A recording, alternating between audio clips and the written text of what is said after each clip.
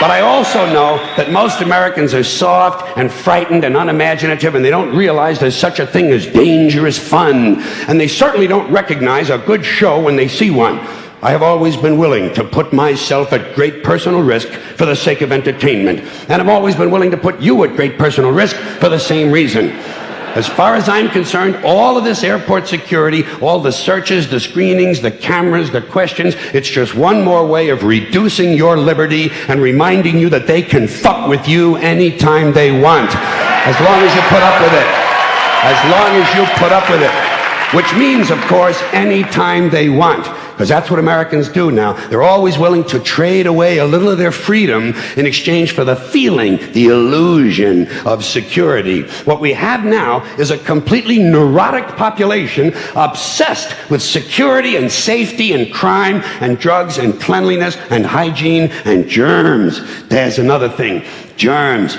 Where did this sudden fear of germs come from in this country? Have you noticed this? The media constantly running stories about all the latest infections, salmonella, E. coli, hantavirus, bird flu, and Americans they panic easily, so now everybody's running around scrubbing this and spraying that and overcooking their food and repeatedly washing their hands, trying to avoid all contact with germs. It's ridiculous, and it goes to ridiculous lengths. In prisons, before they give you a lethal injection, they swab your arm with alcohol.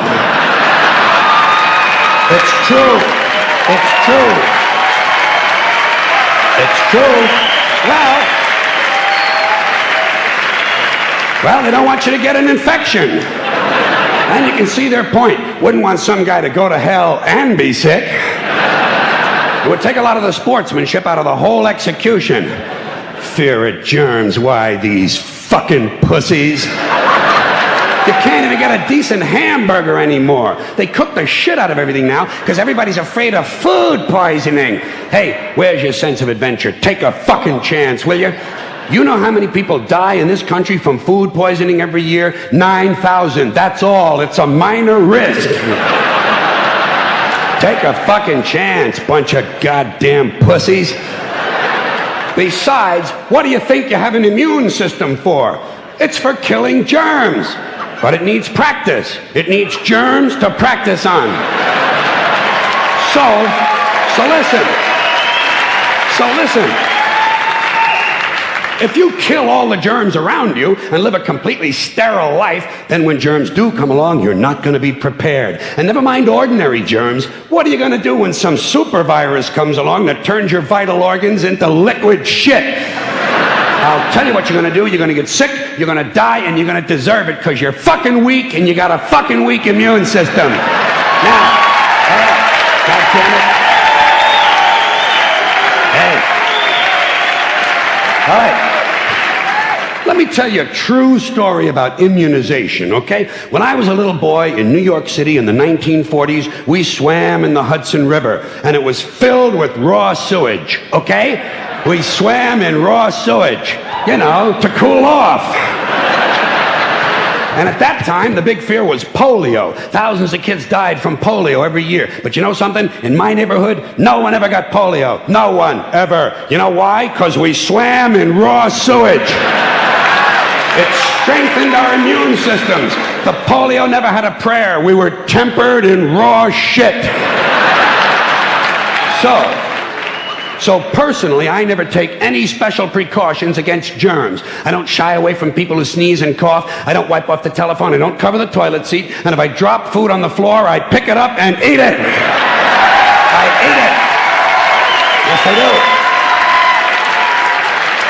do. Even if I'm at a sidewalk cafe in Calcutta, the poor section, on New Year's morning during a soccer riot. And you know something? In spite of all that so-called risky behavior, I never get infections. I don't get them. I don't get colds. I don't get flu. I don't get headaches. I don't get upset stomachs. And you know why? Because I got a good, strong immune system, and it gets a lot of practice. My immune system is equipped with the biological equivalent of fully automatic military assault rifles with night vision and laser scopes. And we have recently acquired phosphorus grenades, cluster bombs, and anti-personnel fragmentation mines. So, when my white blood cells are on patrol, reconnoitering my bloodstream, seeking out strangers and other undesirables, if they see any suspicious-looking germs of any kind, they don't fuck around. They whip out the weapons, they wax the motherfucker, and deposit the unlucky fellow directly into my colon. Into my colon. There's no nonsense. There's no Miranda warning. There's none of that 3 strikes and you're out shit. First defense, bam, into the colon you go.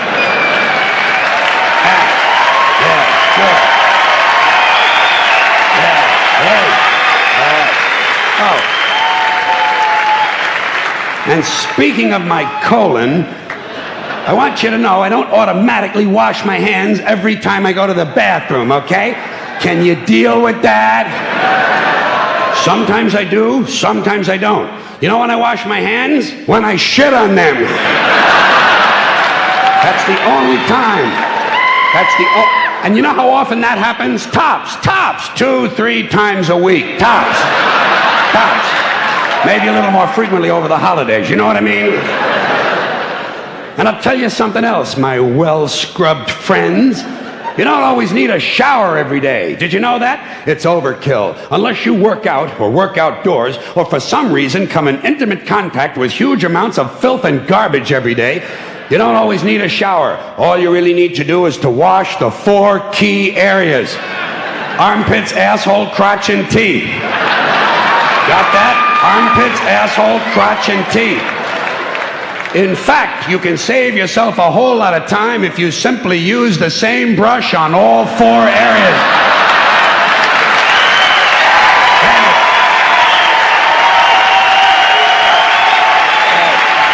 Thank you. I appreciate it. Thank you.